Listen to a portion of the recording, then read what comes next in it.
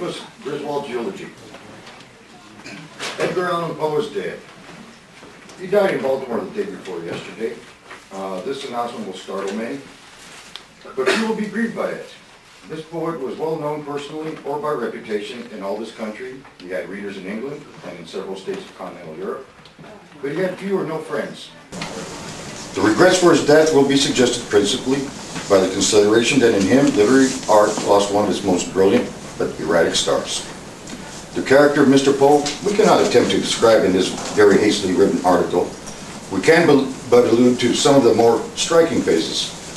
His conversation was at times almost supermortal in its eloquence. His voice was modulated with astonishing skill, and his large and variably expressive eyes looked repose or shot fairy atonement into those who listened.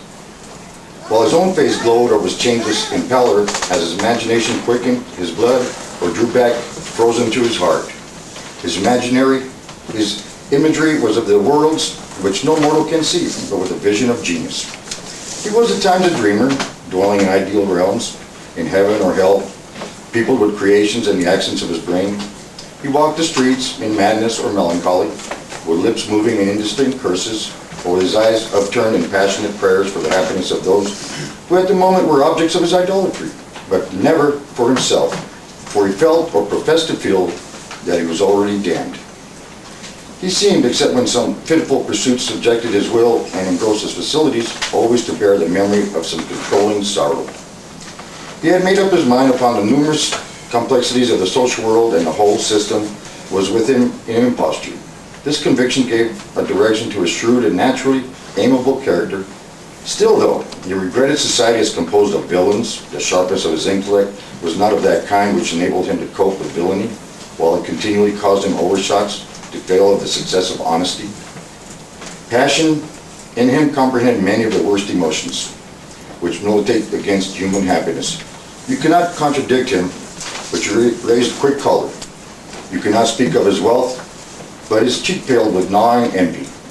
The astonishing natural advantage of this poor boy, his beauty, his readiness, the daring spirit that breathed around him like a fiery atmosphere, had raised his constitutional self-confidence into an arrogance that turned his very claims to admiration into prejudice against him. Irascible, envious, bad enough, but not the worst, for these silent angles were all varnished over with a cold, repellent cynicism, while his passion vented themselves in sneers. There seemed to him no moral susceptibility, and what was more remarkable in a proud nature, like or nothing of the true point of honor. He had, to a morbid excess, that desire to raise which was vulgarly called ambition, but no wish for the esteem of or the love of his species, only the hard wish to succeed, not shine, not serve, but succeed, that he might have the right to despise a world which galled his self-conceit. We must omit any particular criticism of Mr. Poe's work. As a writer of tales, it would be admitted generally that he was scarcely surpassed in ingenuity or construction of effective painting. As a critic, he was more remarkable as a dissector of senses than a commentator upon ideas. He was little better than a carping grammarian. As a poet, he will retain his most honorable rank of his Raven. Mr. Willis observes that, in his opinion, it is the most effective single example of fugitive poetry ever published in this country, and is unsurpassed in English poetry for subtle conceptions, masterly ingenuity of versification, and consistent sustaining of imaginative lift. In poetry, as in prose, he was most successful in a metaphysical treatment of the passions. His poems are constructed with wonderful ingenuity and finished with consummate art. They illustrate a morbid sensitiveness of feeling, a shadowy and gloomy imagination, and a taste almost faultless in apprehension of that sort of beauty most agreeable to his temper. We have not learned of the circumstance of his death. It was sudden, and from the fact that it occurred in Baltimore, it is presumed that he was on his return to New York. After life's pitiful fever, he sleeps well. Ludwig, a.k.a. the Reverend Rufus W. Griswold, the executor of Poe's estate and arch enemy.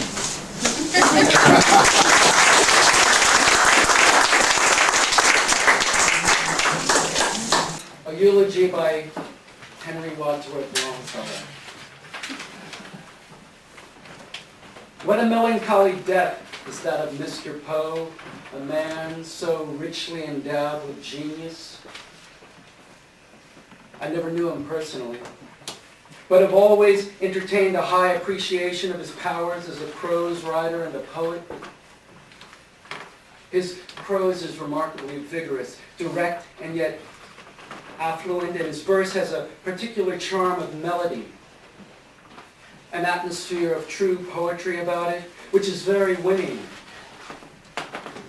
The harshness of his criticisms have never attributed to anything but the irritation of a sensitive nature, chafed by some indefinite sense or wrong. Henry Wadsworth Longfellow, poet.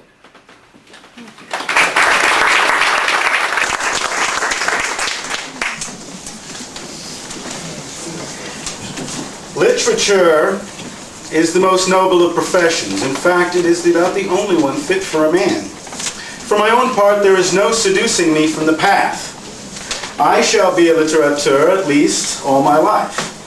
Not would I abandon the hopes which still lead me on for all the gold in California.